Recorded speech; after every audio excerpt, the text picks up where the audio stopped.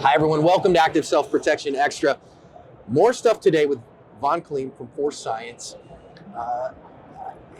We had a couple of videos, you've seen him on the channel. I am a Force Science junkie. I love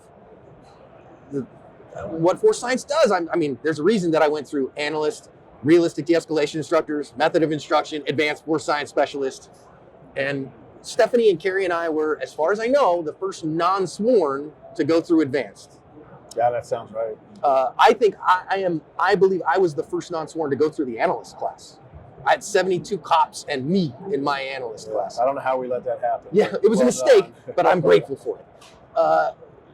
But I want to talk to Von today about the research side of Force Science and how that moves into his specialty of the application of that in human performance and actually talking about reasonable use of force.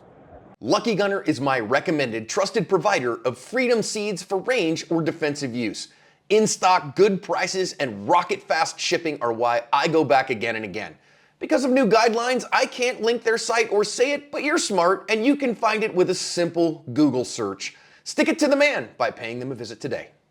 So of course, Force Science at its core begins with Dr. Lewinsky. Yeah, absolutely. And he is, I really think it's just a genius level primary researcher. Yeah. Now I would say for me, like my background, in as 14 years as a pastor and a professor and a graduate a seminary prof, and I had a bunch of folks, John, you should be doing primary research in here. Because I was pretty good at writing up primary research in the biblical text, but I just didn't enjoy it. I'm more of a practitioner. I want to take those cookies and put them on the bottom shelf for people. Seems like that's your joy too, is I want to take this primary research and apply it for practitioners and juries and those things. But I think having the research is so important so that we have an objective basis to do that. Yeah. So how important has that research been to your work? Well, I think Bill will tell you the first thing. Well, one, Bill's legendary. Bill, we've talked about this before. Bill is the first that I know of to actually say, hey, wait a minute, you can't evaluate police without considering the human performance research, the human factors research. His initial entry was to pull research from existing industries that were already looking at human performance issues. Right. As NASA and sports particularly. We do a bunch with sports and advanced specialists. Right? Absolutely. And so he was saying, well, hold on, this is centuries of research that you're not considering. So Bill didn't have to do primary research initially. What Bill did that was brilliant was when there was an issue he identified in law enforcement, a question that continued to come up in court and there wasn't any primary research, he's like, let's do it. Right. We need some objective data here. Yeah, we need some data. And so he did that. And so the studies, I think there's over 31 peer-reviewed studies now that have just gotten better and better over time.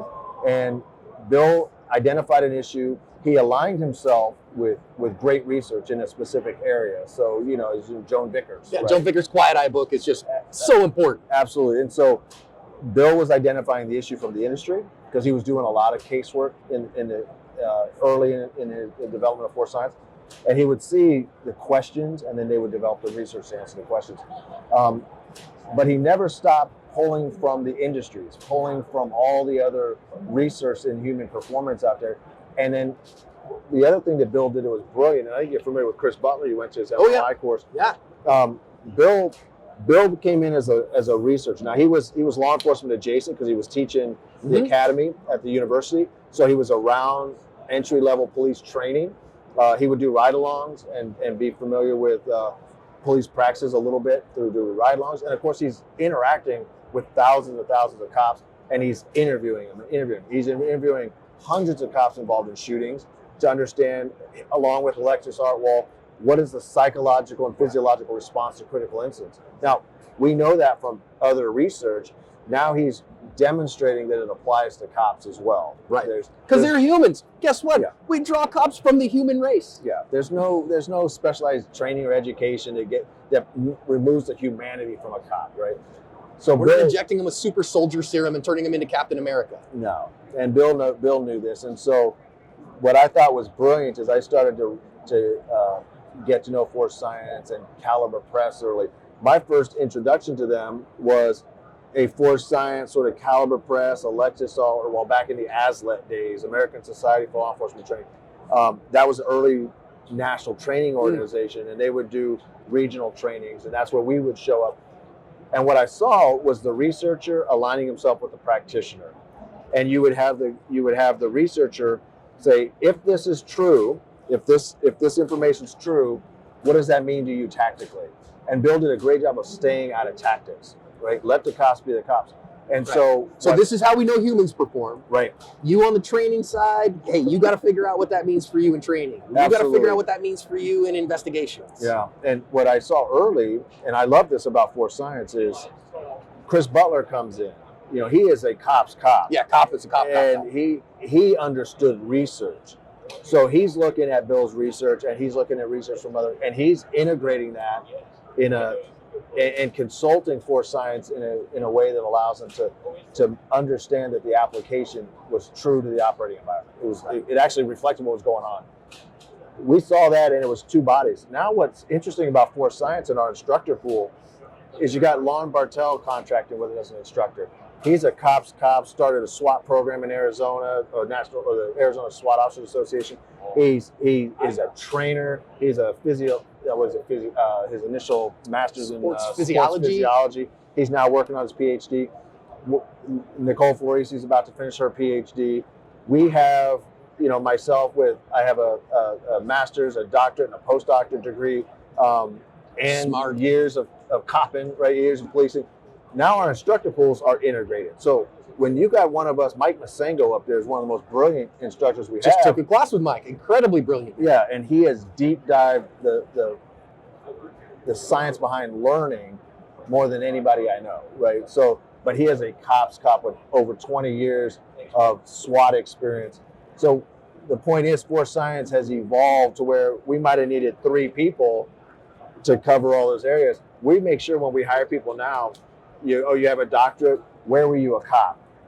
Because that is so critically important to understand the research and understand the application. That doesn't mean you have to have been a cop. No. We know who You your got audience to is gonna connect be. the operational to the research. That's right. If you can do that and you do that well, and then ultimately you can stay in your lane, because we got guys that we work with PhDs quite a bit still as contractors, and they'll say, well, I leave you to decide what to do with it, but this is what the science. Mhm. Dr. Mark Green, Dr. Mark Green has done some of the most important research that we apply in our cases. He's a vision, cognition, perception researcher who mostly focused on traffic issues. But he became a police expert witness because he saw immediately the human performance issues that affect perception of a driver of a car in a critical incident Sure. impacts cops. We use his 33 Reasons for Not Seeing article and his research in almost every case we're involved in. He doesn't try to come in and talk tactics.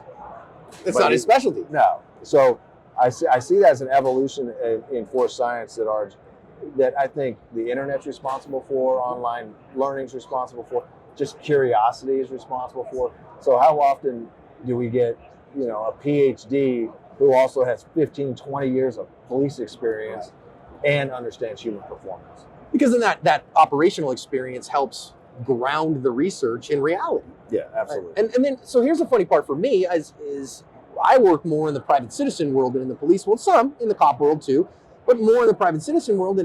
And I look at this and I know some folks, I got some questions when I first started doing Force Science class. Wait a minute, that's cop stuff, John. And I was like, no, it's human stuff. Yeah.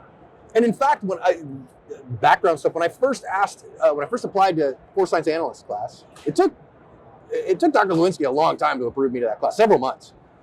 And because they were coming to my town, to Phoenix. And I was like, yes, please, let me in. And then I messaged them back, we're still considering your application. Pretty please with sugar on top. I need this stuff. And then they let me in. Great. Because I said, look, you're talking about not police performance, but human performance. And I'm analyzing the use of force by humans. Yeah. And thankfully, Dr. Lewinsky's like, we think we can help you, John. Yeah. And yay, good. Yes, please. Thank you. And we've, tried to not broaden the scope, because the scope is a human race, but to say this applies, the same standard to cops applies to non-cops. Yeah, let me tell you how far we've come. Because there was an early resistance to letting people come into the course, and it had nothing to do with hiding the information.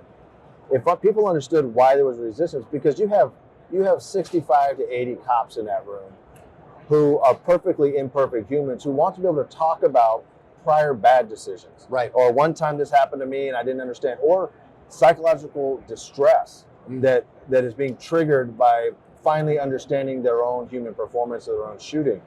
We didn't want an adversarial media rep in there or a opposing attorney in there. What we've done now, and people found this hard to believe, we're involved in a high-profile case out in Colorado. The prosecutor, who's on the other side, we're working with the defense.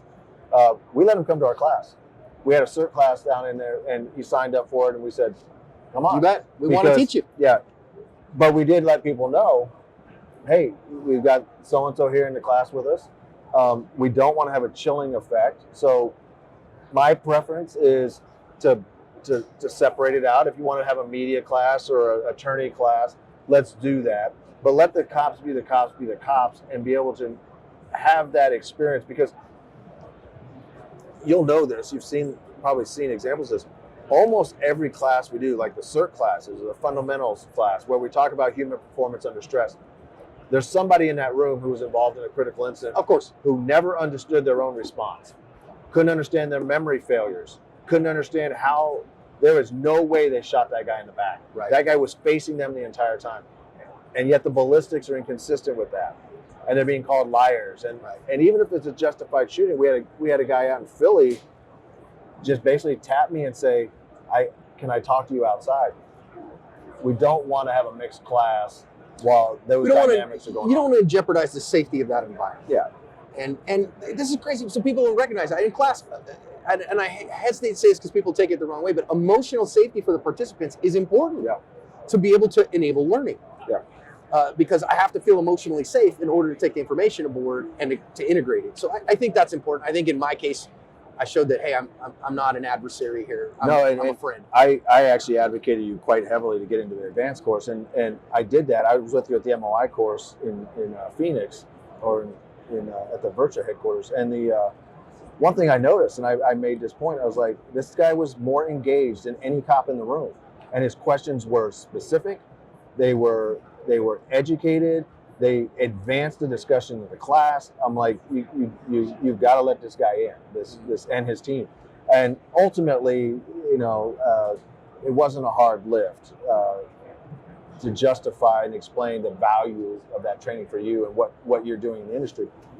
I said, but one of the other things that has to be allowed to happen is there are evaluators, investigators, and chiefs who come into there.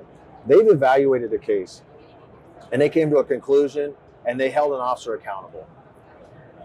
Similarly, when I used to work sexual assault prosecutions, we would have decision makers who would advance a case to hold a suspect accountable for a sexual assault, never understanding human performance, victim failures. They would decline cases because the victim's memory was inconsistent with the forensic evidence, so she must be a liar. Those same human performance issues that impacted sexual assault victims, our officers are undergoing. Right. So people don't understand the flip side.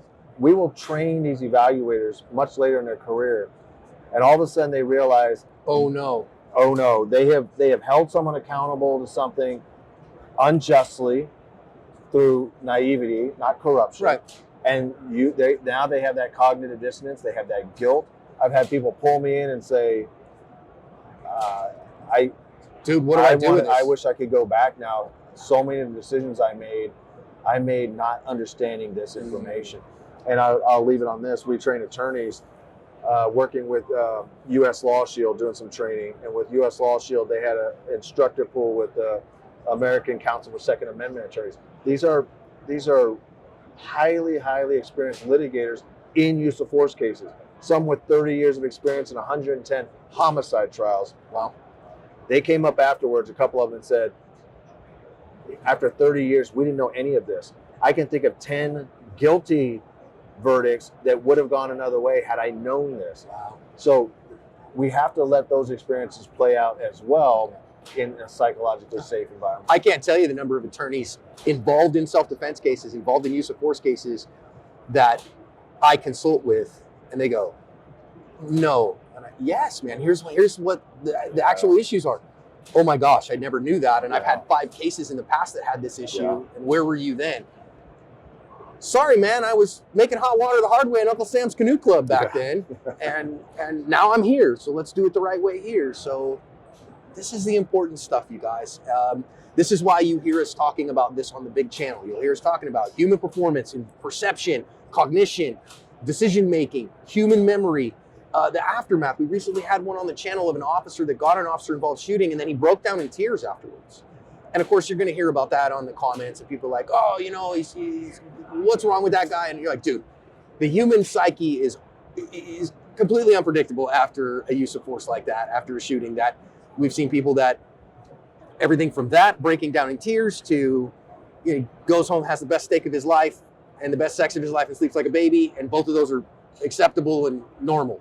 Yeah. Well, you know, there's all that stuff. You know, your military experience will tell you the same thing. That is, if you're an operator, if you are out there doing the work, making contact with people who want to hurt you and want to kill you, and you're doing that day in, day out, the reality of that is when you and I are behind closed doors, we can have those conversations about how hard it is, right, or about what it felt like. And then we go back to work again. And the blade is sharper because of you maintain your humanity. The ones that ask those questions, why is that guy crying or whatever, you're like, you're an outsider. Yeah. You're not, I can't even begin to explain to you the reality of facing your own death. I mean, it doesn't take many times to to be shot at. You don't have to be shot at and realize that could have been the last shift you worked. But the operators know that the reality of that job is that some nights you can tackle the world. Right. Other nights you're just a little bit tired and your nerves are a little bit more on edge. And your buddies know this, and you have those conversations. And I've had guys that are, you know, Marines who were Fallujah Marines that are now cops, just basically saying, hey, I need you to take point on this one. Right. And I say operator, I don't even mean to talk or associate that with tier 1 operators. I mean people who are on the street doing the work. Doing the job. I look at my buddy and I don't see weakness. I see strength in saying, hey, I don't have it tonight. Yeah. You're relying on me to have your back. The ebb and flow of a nightly existence in a warrior capacity or guardian capacity, and I don't like the dichotomy because we're both all the time.